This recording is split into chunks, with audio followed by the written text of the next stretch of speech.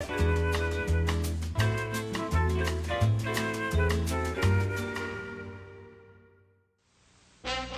now for our feature presentation. Welcome, everybody, to Simon vs. the Podcast. I'm your host, Simon, and alongside me, as always, is Ethan. Hi. And the round-headed buffoon that is Sod. Hello. Well, yeah. I'm saving that one. If anybody gets that, it's a reference to a much better podcast. Yep, unfortunately. Yeah, well, I know. Okay. All right, so once again, we are tasked to hunt down and collect information for the Tubi Files. Yep, play intro. Cue intro.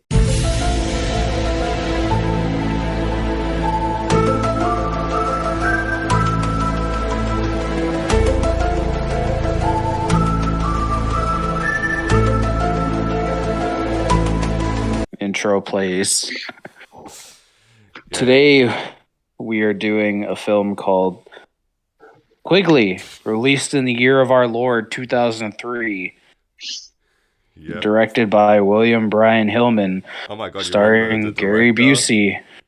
I write it down. I always write it down. I'm going to be a little professional. Oh, also starring Oz Perkins and Curtis Armstrong of Revenge of the Nerds fame. Yes, my favorite. So, yeah, once again, we are drawn into faith-based cinema because of some asshole in Australia. To be fair, I wasn't 100% aware that this was like a faith-based Christian movie. I just saw the premise by itself. I'm thinking, like, to revoke your movie-picking privileges. Like, I think it'll just go me, Ethan, for a little bit until you learn to stop doing this to us. Well, no, I think that's very fair. Well, you can't just take away someone's right to pick away a movie because, like, the whole point of this isn't a democracy. It's not a democracy. You know, you gotta have like a unique, odd little thing experiment occasionally, and this is what Quigley is. It's very experimental. It's your pick. You fucking get into this because I don't want to. Okay, so we start off with some opening credits that just have by Microsoft Paint. Art. We start out with art. Yes, it just showed art that rivals Da Vinci himself. Yes. And it's just a dog doing some dog things and some banger music. Ooh, you forgot. Yeah, some upbeat generic 2000s kids pop. It's one hell of an intro. Straight out of Cat in the Hat. Yeah, YouTube royalty free music, basically. That's what I thought watching those opening credits. It's a beautiful day and I can't stop. Like shit like that. That's the whole soundtrack. Mm-hmm. It really gets you in the mood, doesn't it, for Quigley? These are the kind of songs that like wouldn't even pop up if you held up the Shazam app to the audio. Yeah. That's the kind of shit we're dealing with here. Alright, so, okay, then after the credits, we cut to which I'm not sure about you if you two recognize this, but it's the like same location that was used for the future in like Bill and Ted's Bogus Journey. The office building? Yeah, that. Yeah. It's the same place. I was going to say, like, most of the budget probably went into Gary Busey and the settings. Yeah. The sets and all that. Because it's 2003 and it's like they're recording with a Nokia flip phone camera. Yep. It really needs a Blu-ray release, to be honest.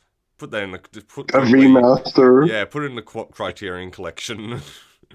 You know? Yeah. Arrow collection, Criterion collection. Shot Factory. Yeah, everyone just get on Quigley. We're just saying it here right now. But yeah, we see... Quigley stock is up. Yeah, but we see Gary Busey, our protagonist, drive up in his Porsche, I think it was. With his car. Was it a Porsche? Some sort of... I don't know. Who cares? But fancy rich 2003 man car. Yeah, but the protagonist of our children's animal movie sees a dog and he's doing a bit of a poo-poo on his lawn, or not lawn, just on his office complex. This is pre-Shaggy Dog remake with Tim Allen. Oh yeah, that's all. Like, we'll get to like the most shocking thing I thought about this movie anyway. But yeah, you see Gary Busey sneaking up on this unsuspecting dog, but then it cuts to the poo and he just goes into a full-on sprint and he slips on the shit. Whoa, no! Hilarity ensues. Funny, it's the poo-poo. Haha, you're supposed to laugh. Bad man do de slippy and de caca. Ha ha ha ha ha ha. Yeah. Fucking hate you, Sod. Yeah, but Gary Busey's response to this is, I want everyone who has a dog executed or fired. So Gary's basically just the head of, like, I guess, a game publisher, and he's the head of EA. Yeah, basically. He's the head of Electronic Arts. He's the head of Blizzard and EA. Yeah, we could be even worse and say he's the head of Activision. He's the head of Activision, Ubisoft, EA, Blizzard. Oh god, that makes this movie even more horrifying. But yeah, he's like getting who's the actor again? Like Revenge of the Nerds guy? Curtis Armstrong. Yeah, he's got Curtis Armstrong. I'm a big fan. He's got Curtis Armstrong, and I guess he's like saying, "Oh, you're gonna be my successor, and you've got to be just as awful and mean-spirited as me." Probably like one of the few people in the film he's actually sorta nice to. Yeah, basically. Just isn't it just more because he just knows that he's just gonna, when he like, because he is leaving, and he's just like, oh yeah, you'll just be a bigger piece of shit than me. Probably because he thinks he'll still make him money, because he's still gonna have stocks and stuff, I guess. But yeah, so Gary organizes a meeting to show off something. I think it was a game by memory. To sell like some He's showing off the latest Madden. Yeah, the latest Madden. And he gets Curtis just say, okay, you go in and you organize it, but I'm just going to hide it in my office where you will have no idea where it is, which will play into the movie later, so don't worry. And then we just cut to Gary in his car, which is when we're only like 5 minutes into the movie. And just to show like how evil he is, he's playing like a CD in his car, which is just him like listing off all these things he's going to do, like fire people, cut down vacations, and yeah, he's just listening to that as he's listening to his fucking manifesto audiobook. Is basically what it was. Yeah, this is kind of like American Psycho in a way. Yeah. But not even 5 minutes into the movie, a dog comes out into the middle of the road and a stuffed animal. Really, it looked like a real dog. They show the dog, and then when he crashes the car, they take the dog out when they do the stunt, and they just put a stuffed animal. The dog was. Why did you want more from the dog? Did you want the dog to do its own stunts? No, I don't expect more from the dog because the dog outacted Gary Busey in this film. Yeah, the dog. That's what surprised me the most. Yeah, this dog was probably the highest paid actor in the film. No, he probably wasn't. The most of the salary went to Gary Busey, and it's a crying shame because this dog is probably the best thing about this movie. A diva. Takes up most of the screen time. He's all proper. His fur's all groomed out. Like Quigley's definitely a diva. It takes like the spotlight in this movie. No, he's a professional. You know, he just goes and gets the job done. He knows how to really like perform to an audience and mug to the camera. But yeah, not only 5 minutes in, and Gary's dead, and we he goes to the pearly gates, or in this case, the back room of a church. No, he goes to the fucking green room with like white sheets everywhere and people in togas. No, it's like there's not even white sheets everywhere. It's just one sheet on a couch and a smoke machine someone left on. But yeah, I'm just gonna like. Because, like, the first 10 minutes of this movie is by far the highlight, just because, like, how utterly, like, fast and strange everything is, and just how fast it goes by. Like, you know what I mean? It's a fever dream. That's like by. Well, it definitely gets much slower, but like this first 10 minutes anyway is just like rapid. It's madness. Exactly. Yeah, and also I just wrote down because like the editing is also extremely quick to the point where it makes a lot of just awkward shit funny. Like there's a bit where one of the angels just says, "Do you have a problem with dogs?" And Gary, it just immediately cuts to Gary. And just goes, "Yes." Yeah, it's a lot of weird, bizarre editing choices like that. It's like, is it just intentional or is it not intentional? It It's very just seems bizarre. very cheap. But yeah, they it's here when it's edited better than 2025. Is that really which That's 2025? Which 2025 again? Exactly. Lockdown or not lockdown? World enslaved. That would have there you go. That's the one. We would have just cancelled the episode right there and just debated that. Lockdown Literally. is somewhat of a competent film. Yeah, it is. I liked it at least. Not sure about y'all. It was good. Had a good time. Mm. Yeah, but yeah, it's this point where they just go on about just how, oh, you horrible, horrible man, you did nothing good your entire life. But instead of like sending Gary Busey to hell and having the whole movie be about him in hell, they just decided to send him back as a dog named Quigley. And tagging along is the son of Norman Bates himself, Oz Perkins, as the most useless guardian angel. You know what? Off his famous role of that guy from Legally Blonde. That's why I look familiar. During watches, I looked this guy up. Yeah, that's my mechanism. Yeah, he's in Legally Blonde. He's like one of the side characters. Yeah. Yeah, now he's in this. So they send him back with Oz Perkins, and this is the most shocking thing about the movie to me anyway, because like you like read the premise and you think it's just going to be, okay, Gary Busey is going to be doing like voiceover for this dog now for the rest of the movie, but no, he's in the whole movie, and it leads to some really incredibly uncomfortable moments. What you said would have made more sense, much like how it's done in The Shaggy Dog, but no. What they did instead was, because only Mr. Perkins can see Gary for who he truly is, anytime it's a conversation between those two, it switches back from the dog to Gary Busey.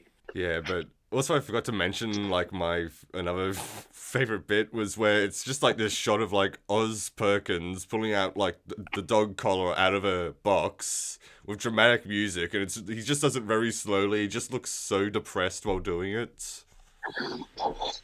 He's like, look how far I've fallen. Mm-hmm.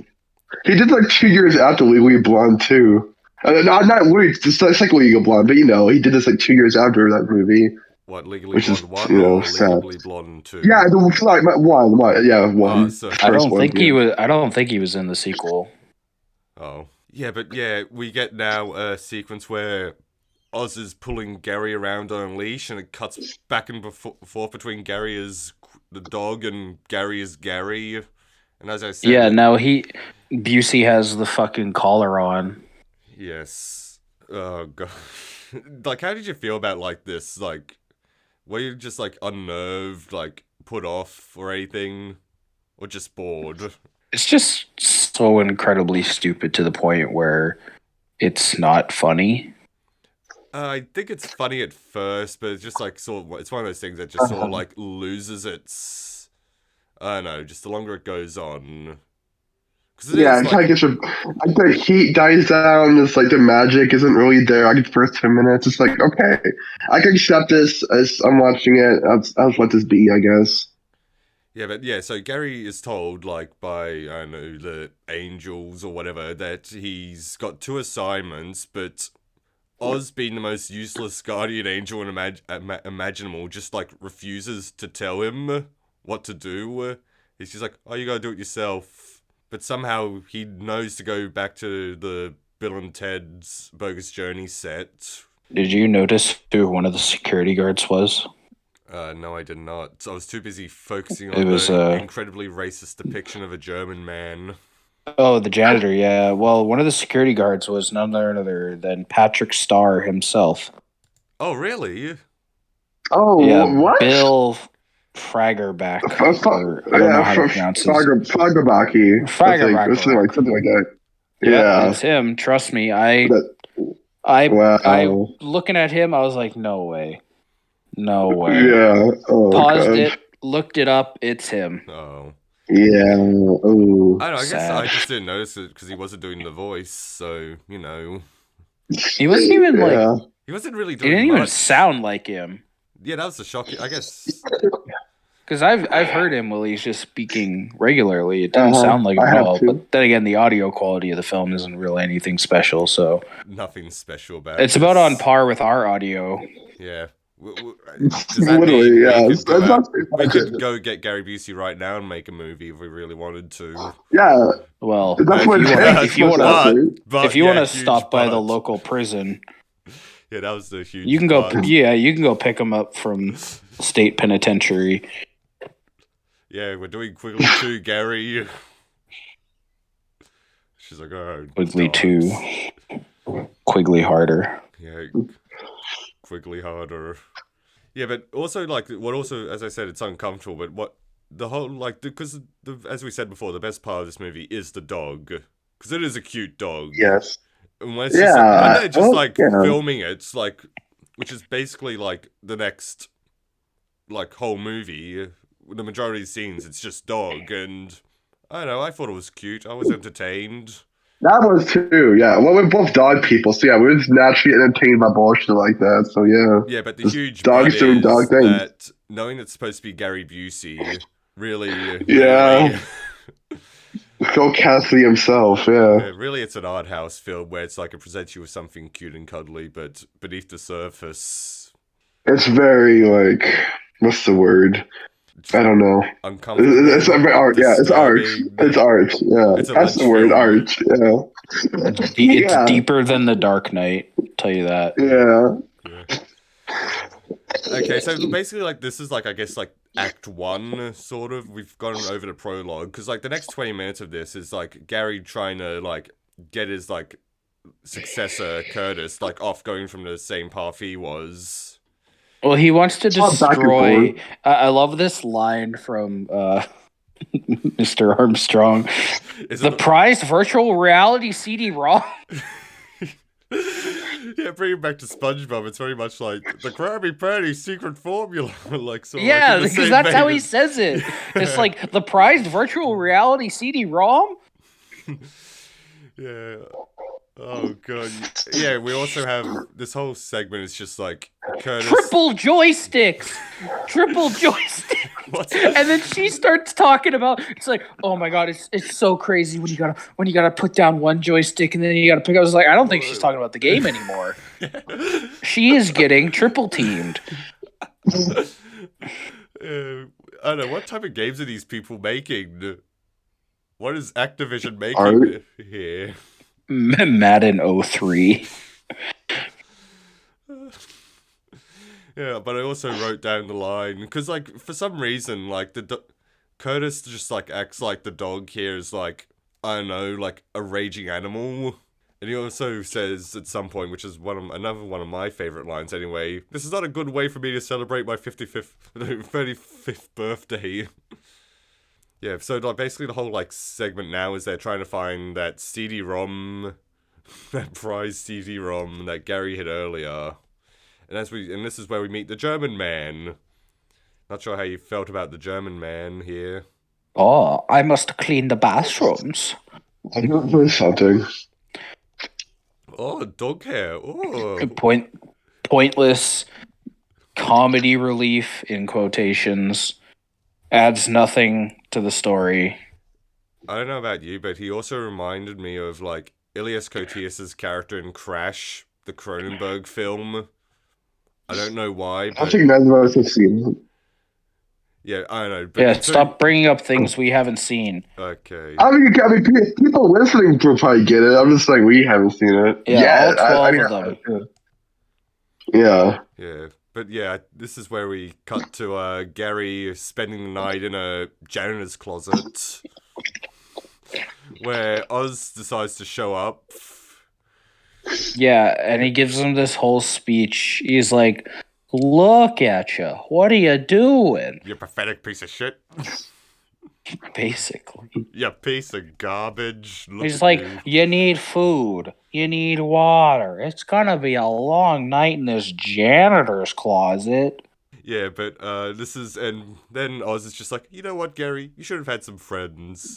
A girlfriend, Yeah, maybe. fuck you, Gary. Yeah, he comes in and like Gary's like, and then we get the greatest line by Gary. Yeah, when I wrote down what Oz says.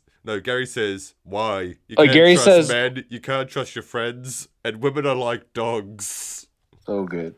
Yeah, and then Oz just like it is like his counterpoint is like he just lists off a bunch of things women invented, like the bulletproof vest, and Gary's just like, no, they weren't. No, you're full of it, man. Yeah, then Oz just leaves after that. Yeah, he closes the door. He closes the door and leaves him in there. This is like another thing, like the whole like Oz, like the guardian angel thing, like because he's like the most worthless guardian angel because he's just like it says like, oh, I can't interfere, even though there's like several moments where he interferes like this, and there's even like a bit later on where they call attention to it, and he's just like, I did not, no, I didn't, no. Yeah. Well, it's like also he looks up at God and he's like, give me a break, man. I've only been doing this for 62 years. I was like, what? Oh, that's such a weird, because like for that joke he would have said like 1,000 years or something, like something really ridiculously long. But like 62. Yeah, but I guess like if you were doing something for 62 years, you'd think you'd be at least halfway decent at it by then. Yeah, well, he doesn't have to do anything. He just, like, wears, like, a bunch of different outfits and falls over. That's his role. But, yeah, never mind. I don't know what Mr. Hillman had in mind. I don't see his vision. What for Quigley? I can't tell you. Yeah, I can't tell you. I was going to say, the frickin' poster for this just screams, please become Christian. I sort of disagree, because I think the Christian like element is like sort of underplayed for the most part until the very end, where it just like goes, because I guess just to make up for the fact that it's there the whole time. It's there, it's just but it's not never really like shoved down your throat until the very end. Yeah, but then Lady finds Gary, and as I said, and this is where everyone just starts acting like they've never seen a dog before, which just leads to more mishaps and goofy shit. And then we get a whole... Yeah, we got bumbling security guards chasing around, and Curtis is just freaking out. I do like how Curtis is freaking out, though. I don't know why, but... It's like a fucking panther has gotten loose in this building. Yeah, like everyone's acting like it's a raging beast. Is just a dog running around. It's like not doing anything. Yeah, except being it grabs a chair at one point and starts moving the chair, and she's like, "Oh my god, what are you doing?" She is amazed by the dog moving that chair, and to be fair, so was I, because the dog just looks so happy doing it. And also you can clearly see at one point, anyway, I'm not sure if you noticed, the hand like pulling the chair in one of the shots. Yeah. Yeah, so that was fun. Definitely the highlight of the movie, the chair scene. This is absolutely incredible. But yeah, like, Curtis is just, like, going off about how, oh, I gotta run it exactly like how Gary did it. But the lady's like, yeah, but we all hated him. Why would you want to do it like him? And then that's where he, I guess, has his moment. But yeah, Gary goes into his office as the dog, anyway, and finds the CD where the lady just says... The prized virtual reality CD-ROM. The prized virtual reality CD-ROM. Yeah, but Gary finds his prized virtual reality CD-ROM, and the lady's just like... The most fragile prized virtual reality CD-ROM. Yeah, but look, I don't know what... Because, like, the lady, like, when the lady sees, like, the dog, like, with the CD in some mouth, she says, I don't know what we should do with it, but there's some pretty disturbing things on it. She says that. I wrote it down. I don't know what, like... But then she, like, recognizes that it's the prized virtual reality CD-ROM. And then starts freaking out. And then Gary... the dog drops it less than an inch and it shatters. Yeah, just like hard cuts to it shattered on the floor.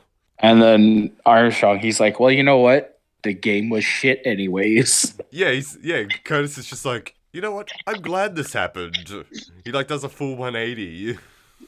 He's like, no more loot boxes. And he starts making good games. We'll start treating our female employees with respect. Well, let's start low. Start down here, and we'll work our way to that. Oh, what do you think? That's probably what he's like. I'll treat her nice. Everyone else gotta. Yeah, but we just have like more goofy antics. Like, I mean, Patrick Star and his friend comes in with the net, and Curse is just like, "Get out of here." So yeah, they're probably... What are you guys doing? Whoa! So so they're gonna like continue to be treated like shit for the rest of eternity. Well, that part of the story is over, and Oz and Act Quigley 1. leave the building. He's like, "Well, I did good," and Oz is like, "Well, not really, but all right." Yeah, it's like weird because like so much of it was just like you get the feeling it was intentional. Like he didn't really like have much of an impact. Ethan, what are you eating? Sloppy Joe's is really good right now. I'm not gonna lie. Yeah, You're I eating fucking while thought we're- so. Really I good. knew he was eating. I can. Yeah, it's like every once in a while, I was sorry. like, I'm, So and bad. then Yeah, his like I'm Discord good. thing lights up. Like, Yeah, okay. So, The dog sorry, was it's really good. I'm super quiet. the dog was more professional than you. I know. do Y'all you killing have it. like You're the good- part of good the stuff. mic in the fucking sandwich? Because like that's all I hear. Not yet, no. But if you want me to, I can. To make it more immersive experience. Okay, this is an AMSMR food channel now. Yeah, this is my mukbang. Ethan's Sloppy Joe mukbang coming soon. Right now. I was like, second he got back, I was like, what does he do? He's like, he's not. I was like, oh, he can't talk because he has his mouth full of fucking food. That's what I do. That's all I do on the show. I just wasn't. Oh shit! Listen to y'all talk shit for like 2 hours and I eat. That's how Like, that's my You're a love. I member take of it- the show. You have to contribute, man. It's like he I'm eats not while we're enough. recording, and I take a piss. Yeah, exactly. Am I the One only for one, goddamn tit for professional tat. here? Yes. No, because you make us watch this garbage. So no, Oh, that's true. if anything, Yeah. you're the least professional of the three. My Plus, recommendation of you're this on the movie- other side of the world. What does that have to do with anything? Because if me or Ethan so chose, we could drive to each other. You, no. Yeah, it'd be a long flight for you. Okay, Yeah. I'll move to LA. I'll start a career there, Oh, and then You can't Why would afford you- to move I to don't wanna go LA. LA. Yeah, exactly. Why don't you? I want to go there anyway. I don't know, start a podcast. He's gonna go to Philly and be even more depressed. Oh, but no. Yeah, exactly. Yeah. Ugh. Anyways, back to this garbage Yeah, but- film. Yeah. Yeah, so what, Ethan? What do you think of the first Act 1 of Quigley? Now that's over, just so we can get your opinion. I think it was at its peak. Like first 10 minutes, I felt like I was on drugs the whole time. I was sitting in bed, just laying down, hit play on this shit on Tubi. I'm like, what am I gonna get? And then this way it's shot, like the fog. Once it's like car crashes, and when he goes to heaven, and it's like watching like a weird thing late at night. Like it's like you're just watching it anyway. It's like okay, I'll just accept this. That's literally like what I think all this movie was. It's something I just watched, and I'm like, okay. As I sat through, for the listeners, I don't know. I sat through a whole year where I watched garbage movies on Tubi. So like, this was like a cakewalk for me, honestly. But the first act, yeah, that's how I feel. It was the peak, and the rest is just there, honestly. Yeah, I'm sort of the same, I guess. But yeah, hmm so yeah, Oz is also wearing a different shirt in the scene. Just got to point that out there.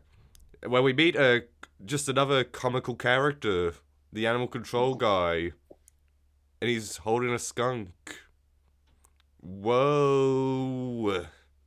And then every time he takes a step, it's like a farty noise. It's like... Yeah. This is highbrow comedy right now. Yeah.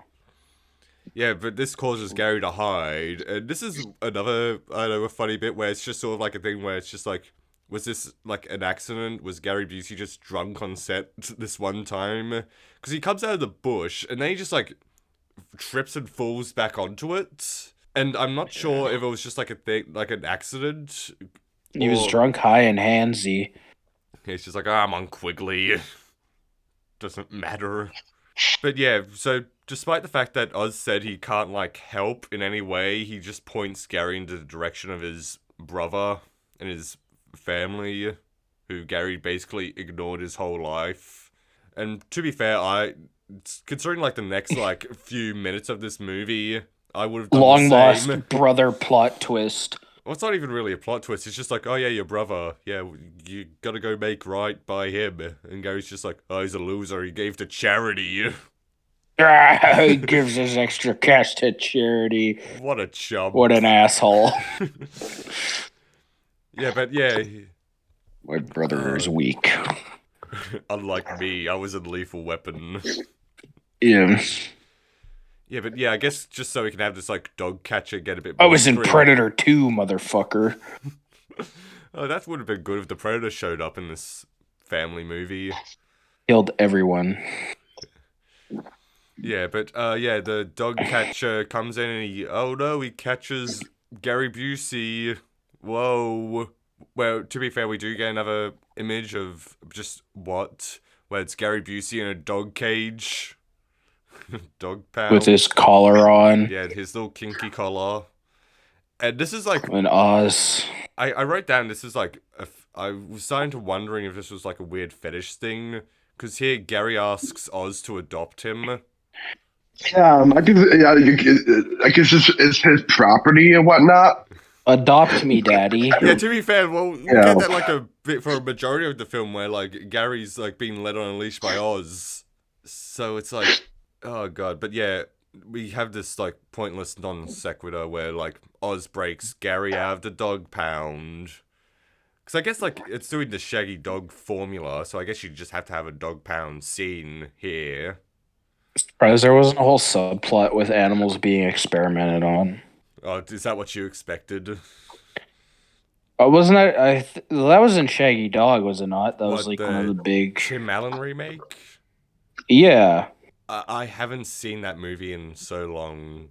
Really, we should have Coming soon. Simon and Sod watch Shaggy Dog. We should have done a podcast episode on that, to be fair, if it was up on Tubi.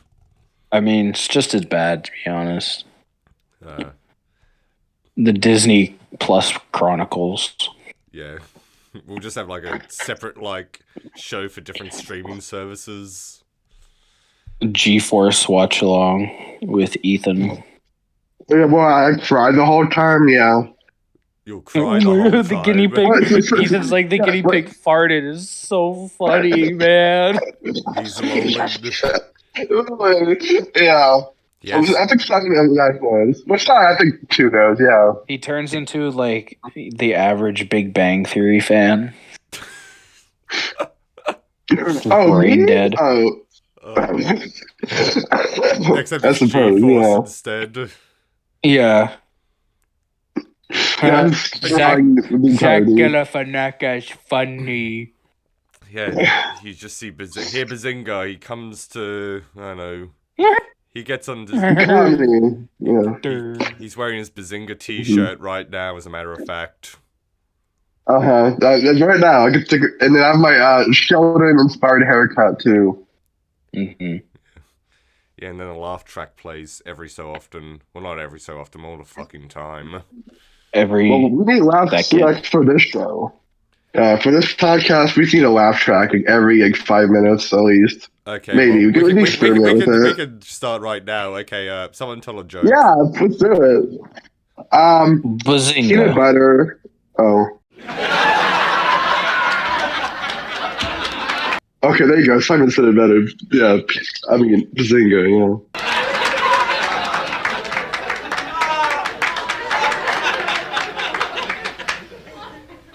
Bazinga. So funny, right? Yeah, really funny. Yeah, the people are laughing. We can't Yeah, hear it. There really are people funny. laughing. We just can't hear it. Oh.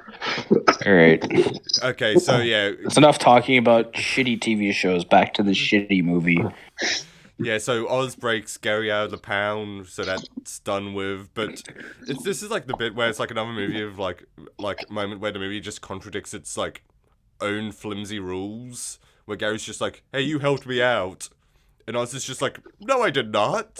I did not do that. It was not me." Yeah, he's just like, and he looks up in yeah, heaven. He's He's looking like, in heaven. "I did not help him.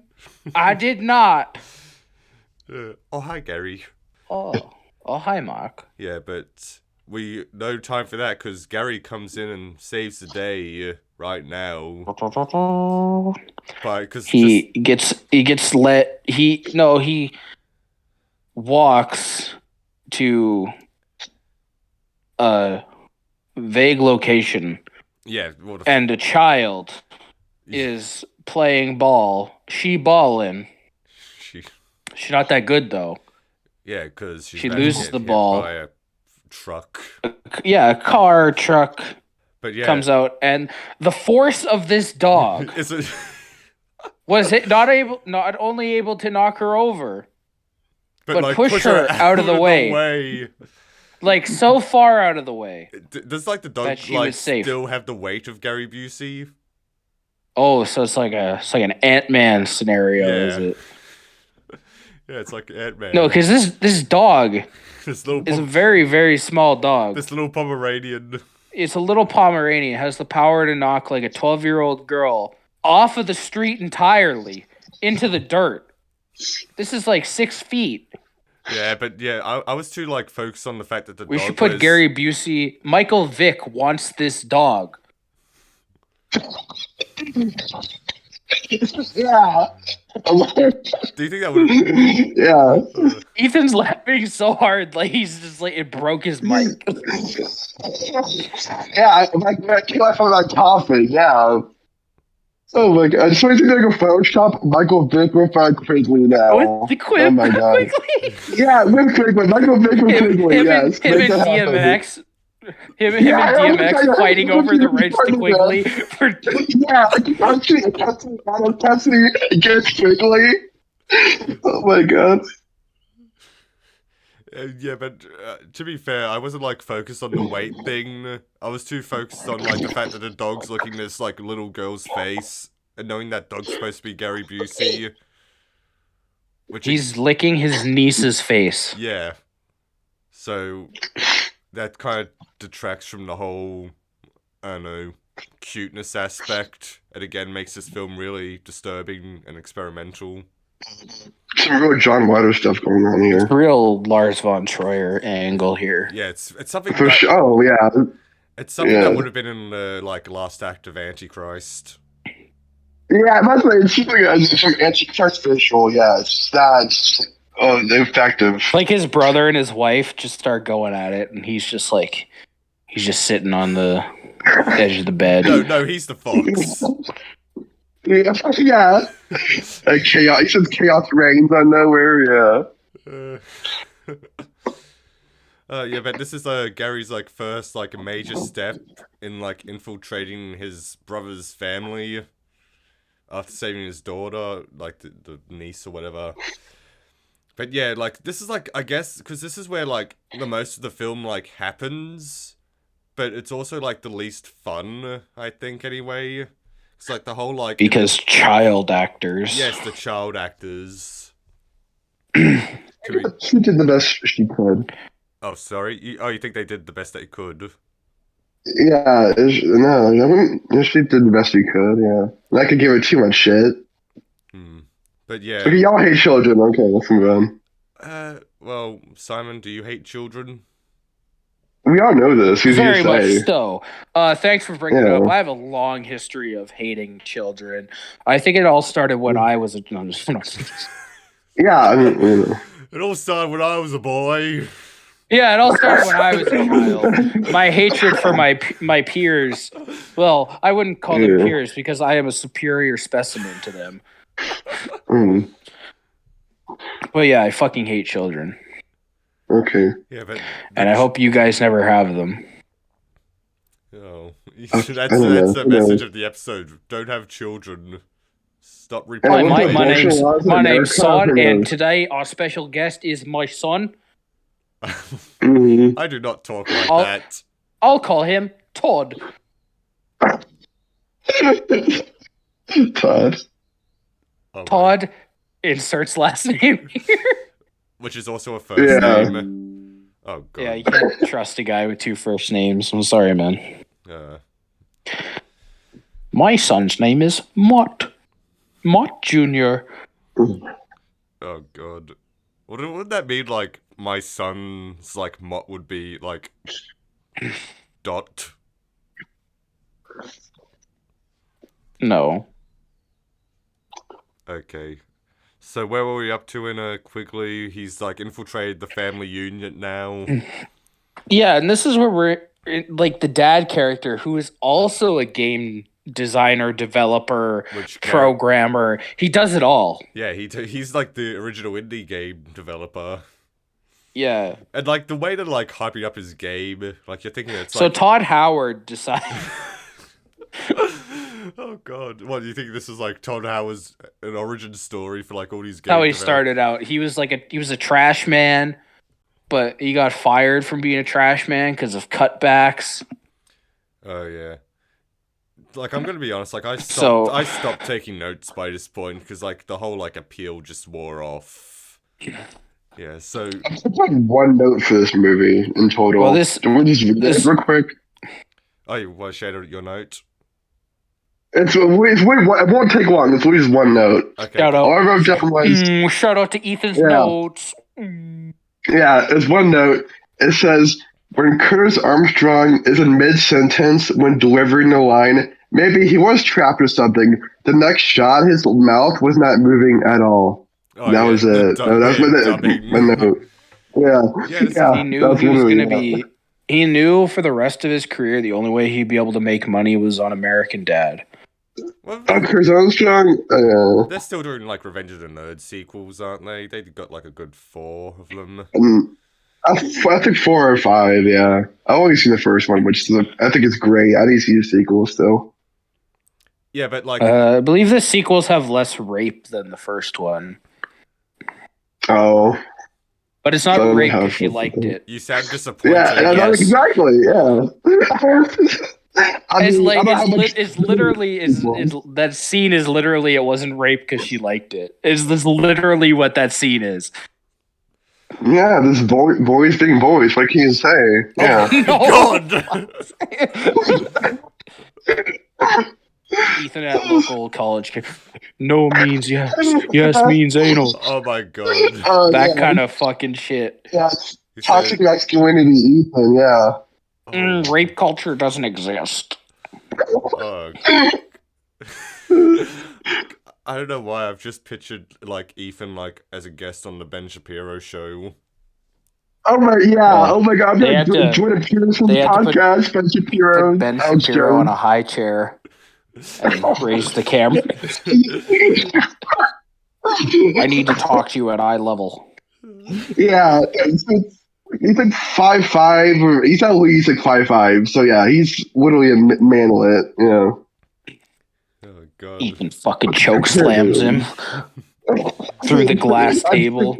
How'd that go? Yeah, I'm sorry. That whole scenario would go like, so after being kicked off his incredibly successful podcast by his 2 woke co-hosts, his two PC woke co-hosts decided to kick him off because of controversial statements. Like he's the Gina Garofalo of podcasting.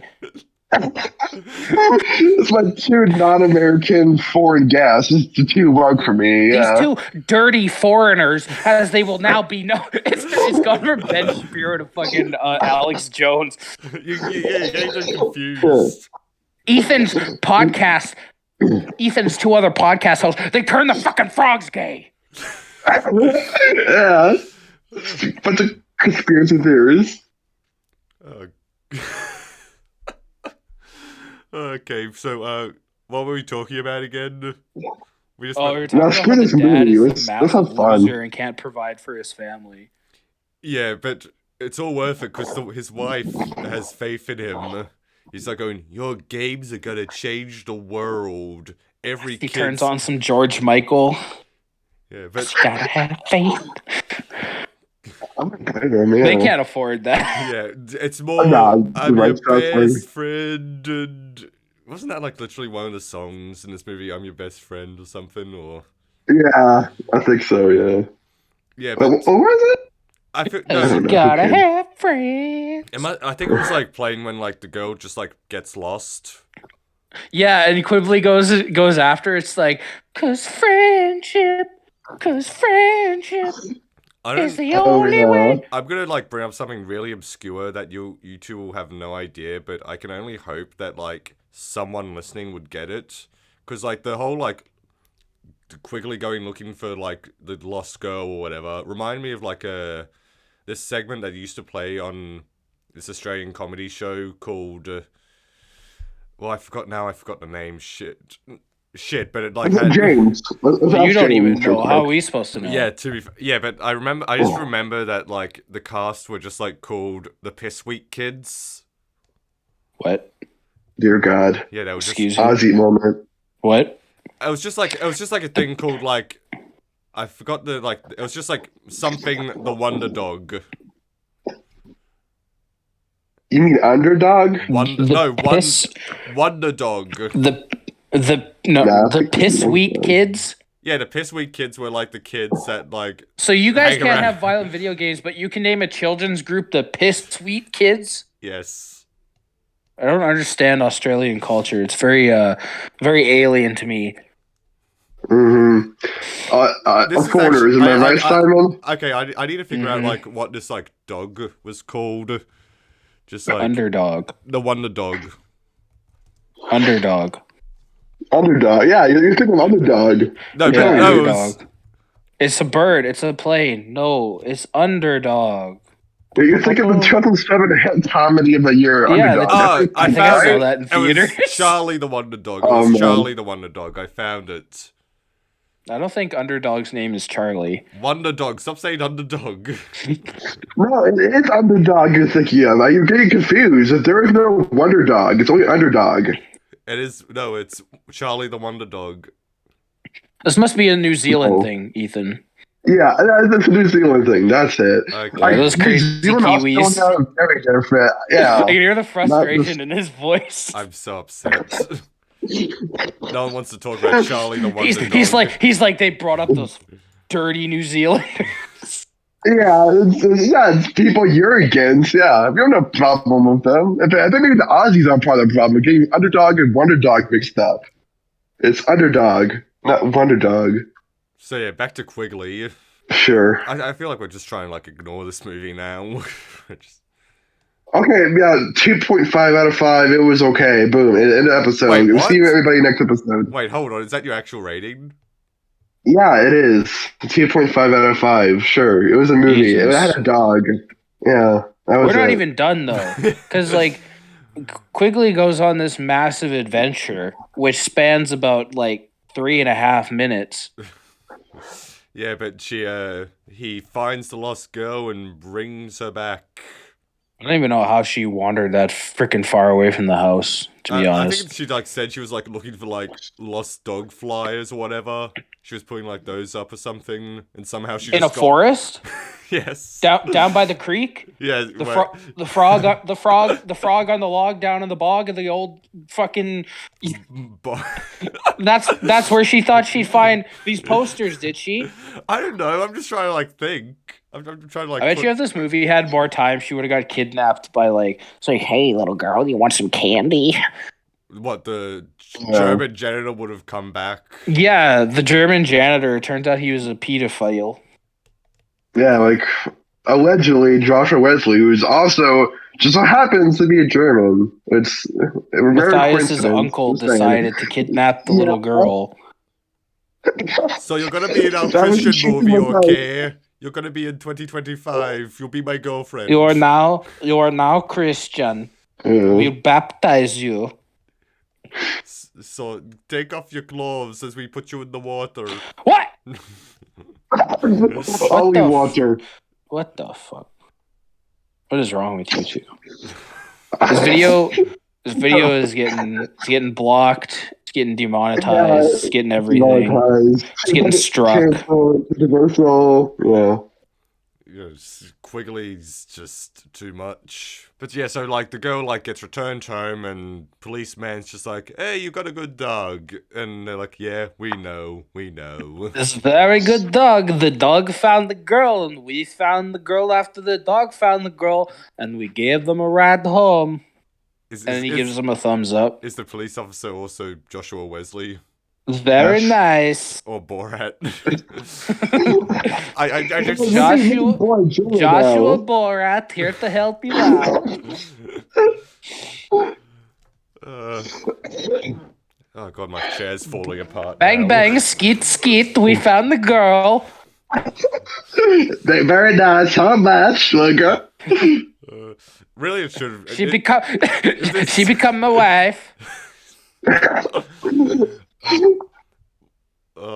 So the girls returned home and I think what happens next is like, because there's like a whole like, as we said before, like they build up like the dad's like game as like the second coming of Christ.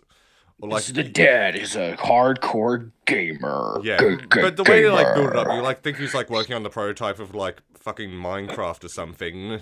He invented Halo. Yeah, he's Mr. Bungie.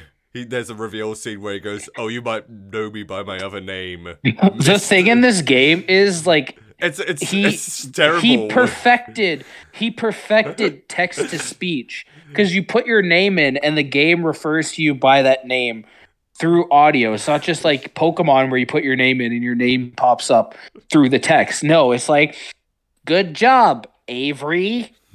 I'd rather see like a movie about this guy's gaming career. Like he makes this little indie game that kind of blows up. Then Gabe Newell is like, "Hey, can I buy you out when I work for Valve?" And they're like, "Okay." And then they do. They make the second game for this. I just want that movie, honestly.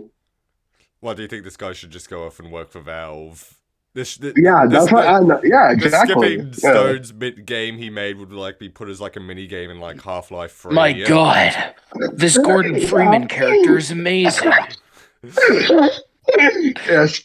I love he was secretly dialogue, working on Half-Life 3. Is that what you're telling me? Yeah, that's my theory. That's pretty much, Half-Life 3 confirmed now. Yeah. We say that, but like Sod can put up like a clip or something of the actual game and just how underwhelming it actually is. You have just finished level 3, Megan. Push the right button to continue. Use the correct button quickly. You must hurry or start all over. Oh, I almost got it. Lift off. Even though it's built as the greatest thing since sliced bread. Skipping Stones. That's the game. Because looks like think about the games. It looks fun though. The games we already had in 2003. Oh my God! Think about 2001 the amazing, alone, like Max Payne. I was playing Max Payne 1 and 2. Grand Theft Auto 3. Silent Hill 2. No, Vice City. You just said no as soon as I bring up Silent Hill, so okay. Well, Halo was out by then. Yeah, that's Silent Hill. And Halo 2 was going to be like out the next year after this, so... Yeah, 2000... Was it 2002 first one came out? No, the first one was 2001. Mm-hmm. Yeah, so... Then the second one, 2004. Really, it's Halo, Max Payne, Grand Theft Auto... Devil May Cry, all these like influential like titles, yes, and then Skipping Stones, and then yeah, like this game so easy a fucking dog could play. Yeah, but it's also like one of those things where it's just like like the director had like no clue what video games were.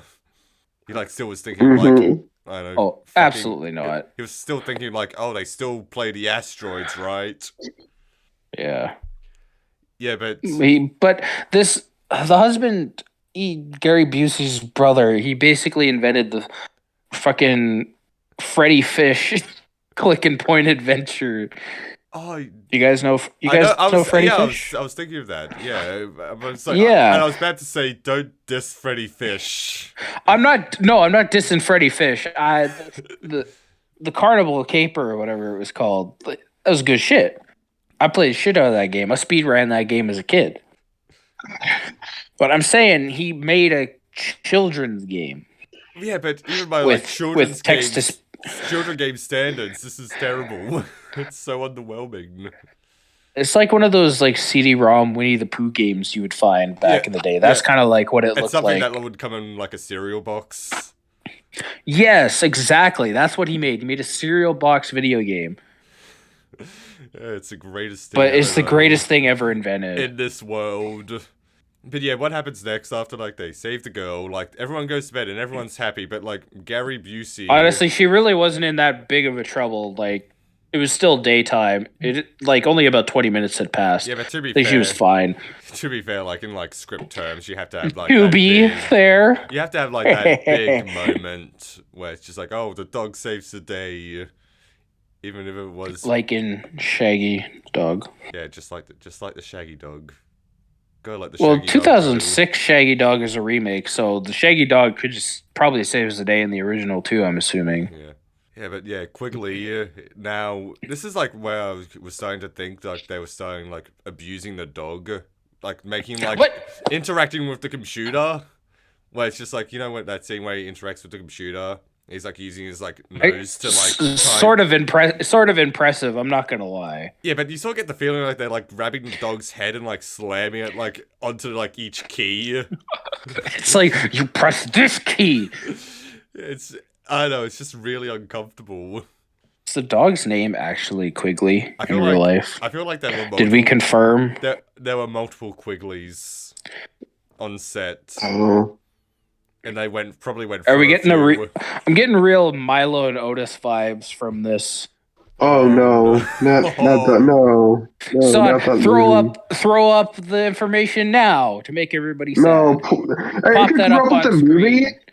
If you enjoy watching the movie as a kid like I did, don't look it up. It will ruin you. Don't. I know when you read my review, you messaged me. It's like, so you made me really sad today, and I just. Well, yeah, I hated that because you didn't know I was going to do that. You didn't know what happened. Same about John K. Ren Stimpy. You had to tell me that John K. was a bad guy. He did shit every single time to me. That's like, why? Why'd you tell me this? Do you just want? Hey, if you ever need help wrecking your childhood, just let me know, man. Like, literally, just let Simon sing one song. No, yeah. Just call Simon. Yeah, hit me up. Yeah. Okay, so Quigley now. Sliding DMs. Quigley just like takes the CD and just like starts running off, and the dad like has like a freak out. And he's just like, "What the fuck? Dog's got my disc. What the fuck, you stupid And then it's dog. like, yeah, but he like gets the whole family like in his car just to chase down this one dog. Remember that there was a scene where like the girl first went missing, and they didn't do a second take because the dog couldn't jump into the car the first time. Oh, yeah. So because she didn't have the door open like wide enough, so she had to open the door wider and let the dog try to jump in again. And we've also like completely underplayed the fact that like Gary like starts to love his family, but I feel like that should be expected. Like, my God, family. It's all about family. I don't got friends. I got family. And that's what's so powerful about it. My family will make sure I'm not a dog anymore. No, they want to keep him as a dog. Anyways, Quigley finds it in his heart to run from their house, which is probably located at the edge of the city, because it's a fairly back to the Bill and Ted's Bogus Journey set. Yeah, so he runs all the way back to the skyscraper. Well, it's not a skyscraper, it's just sort of like an office complex. You're a fucking office complex. But anyways, the dog runs all the way back. Yeah, back to Curtis and Lady. And they're doing business things. Yeah, it's not really explained. Business. And then the dog comes back and like literally just like the whole paper, like the sorting the paper thing, like doy. And then the dog breaks into the building, and once again, hilarity ensues with the security guards. Yeah, it's like that's all like the music with this movie. It's all sort of like like well, no, it doesn't even really have any rhythm to it. It's just like a cacophony of noise. Avant-garde music.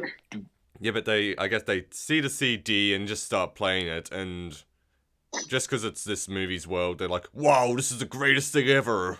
We're Activision. Yeah, the dog, she's like, the dog's trying to tell us something. What are you trying to tell us, Quigley? Bork. They put the CD in. Thank goodness they had the proper equipment to play. Well, it's a game studio. All video games play on the same consoles. We make games for the PC. The PC Master Race. Yeah, the skipping stones is like a killer. It's the best thing about PC gaming. Counter-Strike. Then he fuck that. He like inputs his own name in. It's like, good job, Curtis. I don't know any of the I don't know any of the fucking characters' names other besides Quigley. Yeah, but Curtis has his mind blown. He's just like, holy shit. This is the greatest game ever. My God, I love skipping stones. I love skipping stones so much. Yes. And then he has a real gamer moment. He just starts calling everyone in the office the N-word.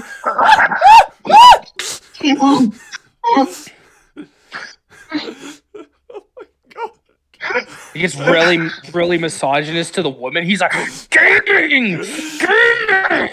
And Gary's just like, oh, what have I done? I've made everything worse. He gets totally fucking pwned by the bear. Yeah, made my Call of Duty lobby voice chat, literally. Yeah, and he throws the computer. Yeah. And the Australian government comes up. It's like, this is what happens when you play violent video games. This is your grade on gaming. Yeah. Banned gaming with a Y. In Australia. Yeah, skipping stones, refused classification. More hardcore than Manhunt 2. Yeah. Oh shit. Yeah, but then what was that?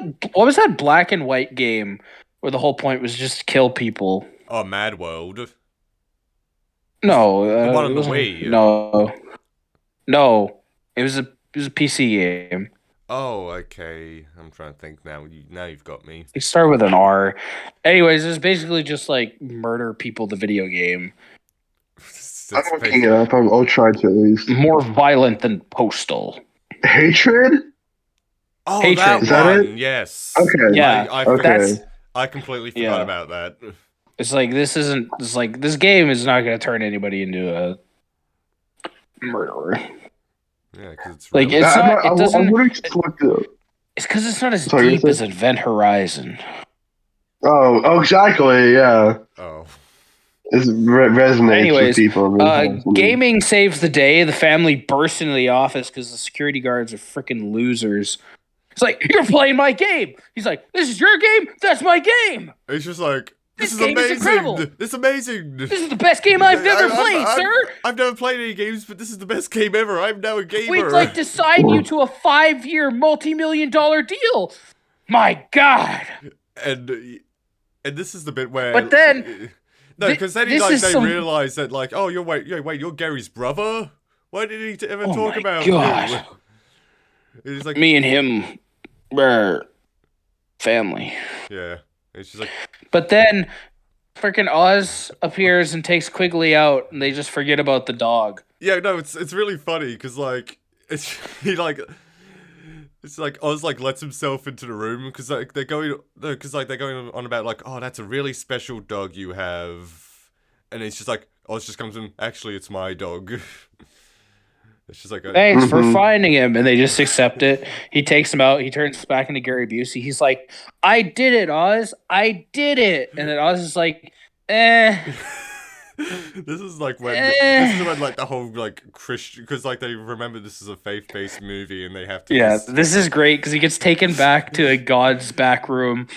The back room, and he gets told by like the elder angels, it's like, hey, guess what, Gary Busey, you're still a fucking asshole. Yeah, because you did accept Jesus. Yeah, good job. You did a thing, but guess what? You're still a fucking prick. They literally say that good deeds don't matter. Yeah, so, you did some good things, but you gotta have faith, idiot. Really, it's like so out of nowhere, and then like there's fire as well. You're a scared motherfucker. Go to church, bitch. It's so like out of like hilarious, just how like quick and like just to wrap it up and keep the Christian message. Which is these angels just holding grudges against him, even though he did sort of change his ways. I mean, and then God deems it so. He fucking reverses time. Oh, is that what happened? I thought they revealed it was a dream because he wakes up in a coma. No, I think he reverses time and it's better if he reversed time and put his mind back in his body. But hold because on. If it was but does he like still like keep like what he's learned? Yeah, he does. Because remember, as soon as he wakes up from a coma, she's like, "You were in a coma." He's like, "My God." And he asks for a phone. He calls Curtis. He's like, "Curtis, I'm at the hospital. Come get me." Because remember, it's like everyone's like, "He's dead. He's gone. He's donezo." Yeah, but isn't that in a dream though? No, God reversed time. That's way better. Okay, all right. Ethan, what's your theory? That's just a theory. Yeah, he woke up. He was like, "I'm gonna be a better person today," and he was. As if it was a dream. Yeah, it was a dream. Those angels were just being pricks for no reason. That's that's what I think anyway. Because that's why they threatened him with hell to get him to repent. Yeah. I know. At the end, it turns out he's stuck as Quigley forever, and he's like looking at a mirror, and he goes, "Is it a lake or is it an ocean?" And it just ends right there. Boom, deep ending. That's it. Jesus. Yeah, and Space Oddity starts playing. Space playing. Yeah, exactly. He looks in he looks in the fucking mirror, and then he sees fucking Bob. And then he just starts going, "How's Quigley? How's Quigley? Yeah, how's Quigley? How's Quigley? Yeah, it's there. No, like anything after that. Maybe the Quigleys were the friends that we made along the way. And all the Quigleys that were harmed during the production of this movie. All the Quigleys that were drowned. And had keyboards smashed into their faces until one got it right. We did like look. But he's in the car. Yeah, he's in the car with Revenge of the Nerds. All of them, all the nerds. Yeah, all the nerds. And he's like, from now on, people can bring their dogs to work, and we'll offer them health plans. Yay! And Curtis is like, what? What? He's like. And then he's like, "I must go now. My people need me." Gary Busey died on the way back to his home planet. Yeah, but no, he decides to go to his brother's house. Like, watching that's all I could think of was that fucking Poochie. What, this whole movie, the whole time? You think? Okay. Well, just the ending, like with the dog, like when he goes back to heaven and stuff, is like, it's like, "I must go now. My people need me." But yeah, no, he goes to the house and like the dad comes out. He's like, "My brother. What are you doing here? You asshole." And he's like he just immediately forgives him. He's like, "I want to be a family." He goes, family. Yeah, it's like a Freddy Got Fingered bit where everyone's just like being overly sentimental. Proud. And they start proud. I'm so proud of you, Gary. Proud. It's like, from now on, I'm gonna make you so proud. Proud. Make your brother proud. It's so stupid. He's like, I am your long lost uncle. It's like, no, you weren't lost. You're just a prick. Yeah, just but also us. they lived in the same city, so he wasn't that fucking lost now, was he? Yeah. But Gary And is then, in an act of you see how good Gary faith. holds the dog? Yes. He's like, I don't want to touch this thing. Get it away from me. He like grabs it like from under, and he's like holding the leg when he hands it. Oh yeah. He's like, here's a dog. Its name is Quigley. It's a good boy. Yeah, he's a good boy for a good boy. Yeah. And then the fucking movie ends. That's it. I was gonna mention, like, with Like- them using the stuffed animal, the scene where Quigley's running away and there's like that 4-section traffic and they all like crash and stuff. You can plainly see that it's the stuffed animal again in the middle of the traffic. Yeah. Or maybe that's just one of like the powers he has. He can turn into a stuffed animal, and we just didn't know. Yeah. Well, the movie ends. Gaming saves the day. Jesus saves the day. Rise up, gamers. Yeah. Yeah. Jesus and gaming, hand in hand. Yes. If I'm a Christian gamer, like myself, back in the day on Steam, good times. Yeah. Ethan's gonna start his own gaming channel with Christian morals. Yes. Yeah. Well, I used to play TF2 a lot on Steam back then, and I made another account called Sweet Jesus, and it was like an account dedicated to Jesus, like devoting Jesus. And I just go at TF2 lobbies and like type in a chat, about a game, like Jesus, I pray to Jesus and whatnot. You know, you would like that. That guy, that preacher who played Fortnite and just like screamed at children, telling them to repent and telling them they were going to hell. You did it before. It was cool. That's really what I did. Yeah, I type of chat.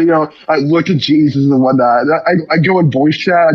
I pray to Jesus and whatnot. It was so stupid, but it was like really funny at the time. I don't know. Because Jesus is my. Iconic song. Yeah. Okay. I mean, I probably could have said it, but Sod would have had to do some editing. Anyways, it ends with Gary Busey telling the family to get in his car. And he drives it off a fucking cliff and kills himself again. And then they all get stuck in dog bodies. They all come back as different animals. Like, so Gary's Quigley again. The kids probably come back as hamsters. What does the dad There come you back as? Probably like, probably a parrot. What does Curtis come back? That's what we need to know. He comes back as whatever animal was used in Revenge of the Nerds Part 3. Okay. It sounds like a plan. Okay, so final thoughts, everyone. You want to start, Simon? As always with these films, they are not good. They're... I don't know what you want from me. The thing is, like, to be... or not to be watching these films. And I don't know. I feel like the government needs to shut down the Tubi Files. Oh, no. It's my favorite thing to do. We can't get funding on this anymore. What? We can't keep chasing this shit. What, is this the one that's just gotten too far for you? Well, 2025 was probably where we should have called it quits, but we kept going, so... Yeah. So really, this is just the straw that's broke the camel's back for you, I guess you could say. Well, it's not as religiously fueled as the other ones. Yeah, motivated, fueled, powered, generated. It's definitely there. It's definitely faith cinema. Like, it's probably not as bad as... Well, it's definitely not as bad as 2025, World Enslaved by a Virus. Mm-hmm. But it's not as bad as God's Not Dead. 1, 2, 3, 4, 5, 6, 7, 8, 9, 10. What about Beckman, the Christian John Wick? It's probably not as bad as... It's definitely not as bad as Saving Christmas. Oh. No. Saving Christmas is a dog shit film. It's not though. It's very competently made. It's more heart and moral than this movie. You get a lot more out of Bucket Saving Christmas than this movie. No. Yes. This film has a dog. I don't recall Saving Christmas having a dog. Okay, well, Saving Christmas told the backstory. So this is the superior film. There, done. End of conversation. No, Santa wasn't. Your opinion. Wasn't a bad guy back your opinion then. is different from mine, therefore it's wrong. So moving on. No, Santa wasn't a bad guy back in the day. He was a good guy. You gotta remember, Santa was a hero. I guess people say, "Oh, Santa not in the Bible," but he was defending the leader of the faith. Do y'all not remember that? What it meant? How significant it was in the Bible? You're getting so defensive. They took Christmas. They took the Christ out of Christmas. I'm just tired of people shitting on that movie. It has good morals, and he failed miserably. It has good stories, about the stuff you can learn from it too. It's educational. If you're not a religious person like me, you can learn a lot what Kirk Cameron says and speaks and whatnot. I think Kirk Cameron has once again appeared in your bedroom for nefarious means. No, he's not in my Because anytime the film is brought up, it immediately turns to you defending the man himself. Yes. Yeah, I'm a devoted defender of Saving Christmas, and always will be. It's one of my absolute favorite movies. You're a fucking retard. Oh no! Yeah. Whoa! That's an R word now. Yeah. And that's here you go. and that's how a conversation on Twitter goes. So. No, as a conversation with you goes. Because how many Tubi files have we done so far? We've only done 4 so far, I believe. It's not the worst. Okay, I guess if we were to rank them right now, how would we put them? Derailed. Okay, Derailed. Lockdown. I think I would probably put Derailed and Lockdown on the same top pedestal. Because Derailed is actually a good movie. It is. And then I guess I would go. It didn't have the values that Sod was looking for, therefore he didn't like it. Oh, come on. Come on. Sod is actually a super devout Christian, and that's why he keeps picking these films. This one was an accident. He's trying to convert us. It was an accident, I swear. I'm pretty sure on Tubi itself, one of the genres under the film is faith, so... I was too busy focusing on the premise. And I wanted Gary Busey, and I got Gary Busey, so part of me feels fulfilled. But yeah, no, it probably goes Derailed, Lockdown 2025, Quigley, and then 2025 Virus. What about Battlefield 2025? I must say Battlefield 2025. Okay, so I'd probably put this above Battlefield 2025. Okay. Okay, I did too, yeah. I think you have my exact same ranking, because for me, mainly because Battlefield 2025 I had to start drinking to get through. We remember, yeah. Yeah, I think my ranking's pretty much the same as well. Yeah. But yeah, so out of 5-star rating, Patrick 5-star 1 rating. out of 5. Okay, so yeah, this is my thoughts are. It's just it is sort of funny at first, because the first 10 minutes are so bizarre and strange that it's you just have to see it for that. Just those first 10 minutes, then you can just stop. Just assume that Gary gets sent to hell at the end. Needed more CGI helicopters. Sure. But yeah, the whole main part of the movie where it's just him and his family is just where it just kind of gets very uninteresting and a lot of the charm is gone. So yeah, I would probably go 1.5. Ethan. And then Ethan's gonna give it. He's gonna give it the patented 3.5 out of 5. Yeah. Cinema. Not quite this time.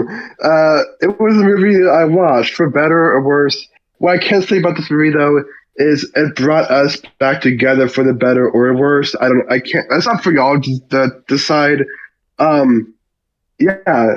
Quigley teaches you by a lesson that Sod and maybe Simon can learn. It's about being your better self, and I think that's what we can all take away from Quigley and dogs in general. All dogs want to do is love other people, us piece of shit humans that are so filled with hate.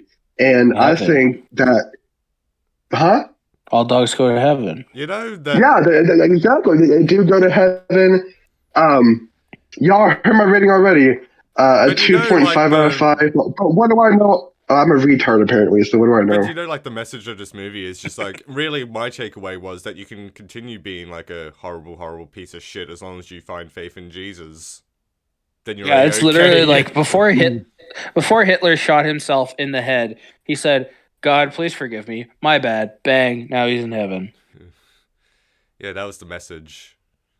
Yeah. So you gave it a 2.5, and you're gonna stick to that. Yes. Yeah, absolutely. I'll log it reading right now. I'll log it right now. Okay. That's that. Yeah. That's a wrap. Well, thank you for listening from me, Simon. Ethan. Oh, well, I'll just say Sod. Sod, Simon, I'm Ethan. Yeah, that's me. Wait. Oh, God, this is going down the toilet. Yeah, have fun editing this. All right, bye, everybody. Bye. Don't watch this movie. Bye. We fucked it so you don't have to. Bye.